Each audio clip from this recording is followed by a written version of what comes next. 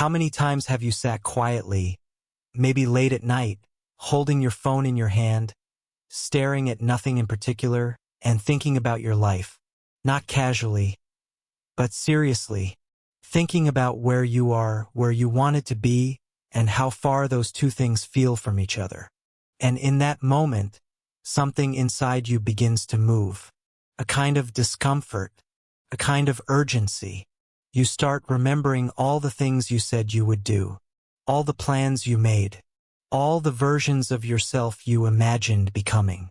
And then, almost automatically, a thought forms in your mind. Tomorrow I'll change. That thought feels powerful, feels real, feels like a turning point. You sit up straighter. Your mind becomes clearer. You start planning everything, what time you'll wake up, what you'll do first, how you'll fix your routine, how you'll finally take control of your life. And in that moment, you believe it. Not a small belief, but a deep emotional certainty that this time is different. This time you won't fall back.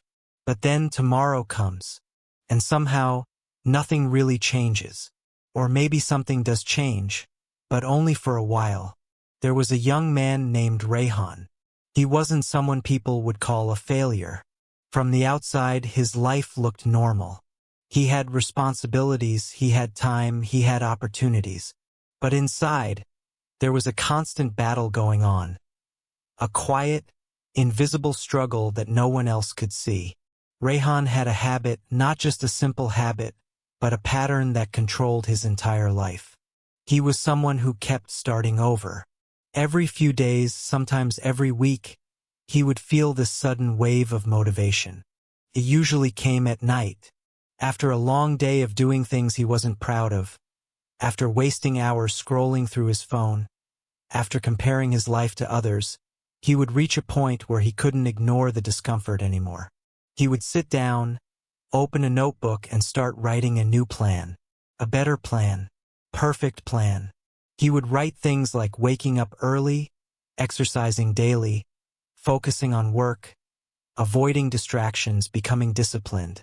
And while writing those things, he didn't feel like the same person anymore. In those moments, he felt like someone who had finally figured things out. Someone who was ready. Someone who was about to change his life. And then the next morning, he would wake up with that same energy. He would follow the plan. He would push himself. He would feel proud. Day 1 would go exactly the way he imagined. Day 2 would still be strong.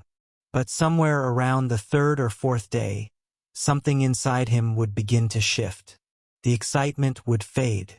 The urgency would disappear. And suddenly, everything would start to feel heavier. The same tasks that felt exciting a few days ago now felt boring. The same routine that made him feel powerful now felt like pressure. And that's when the first thought would come, maybe I should take a break today. Not quit. Just pause. Just one day. But that one day was never just one day. It slowly turned into 2 days, then 3, and before he even realized it, the entire routine would collapse. The plan would disappear. The notebook would remain where it was, but it would no longer have any power. And just like that, Rayhan would return to his old habits. Late nights, endless scrolling, random distractions, and that familiar feeling of quiet guilt sitting in the background. But instead of facing that guilt, instead of asking himself why this keeps happening, he would escape it with a comforting thought. It's okay. I'll start again. And he did. Again. And again. And again. Each time believing that this start would be different. Each time ignoring the fact that the ending was always the same. As time passed, something deeper began to change. It wasn't just about habits anymore. It wasn't just about routines. It was about how he saw himself. Every time he broke his own promise, a small part of his self-respect faded. Every time he restarted and failed again, his trust in himself weakened. And slowly, without even noticing it, he began to believe something dangerous, that maybe he wasn't capable of change. This belief didn't come all at once. It built up quietly, layer by layer, hidden behind all those fresh starts. Because starting again gave him a temporary escape. It made him feel like he was trying, like he was doing something. But in reality, it was just a cycle. A loop that kept him in the same place while giving him the illusion of progress. One evening, after another failed attempt, Rayhan found himself sitting alone in his room. The lights were dim. The room was silent. His phone was next to him, but for once he wasn't using it. He was just sitting there, thinking, not about what he would do tomorrow, but about what he had been doing all this time. His eyes slowly moved around the room. Half-read books lying on the table. A notebook filled with plans that were never completed. Clothes that hadn't been folded. Small reminders of all the things he started but never finished. And for the first time, he didn't look at these things with frustration. He looked at them with clarity. Everything in his life had one thing in common. It was started, but not continued.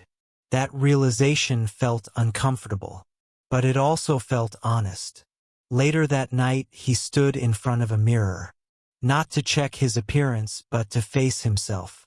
And for a few seconds, he just stared. No distractions, no excuses, just him and his own reflection. And in that silence, a question came to his mind. If I keep living like this, where will I be in 5 years? He didn't like the answer, because deep down he knew that nothing would change. Not because he didn't have potential, but because he kept resetting his progress every time things became difficult. That night, something shifted.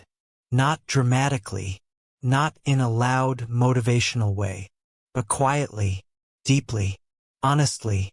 The next day, when he felt the urge to skip his routine again, when his mind started giving him the same old excuses, he didn't immediately follow them.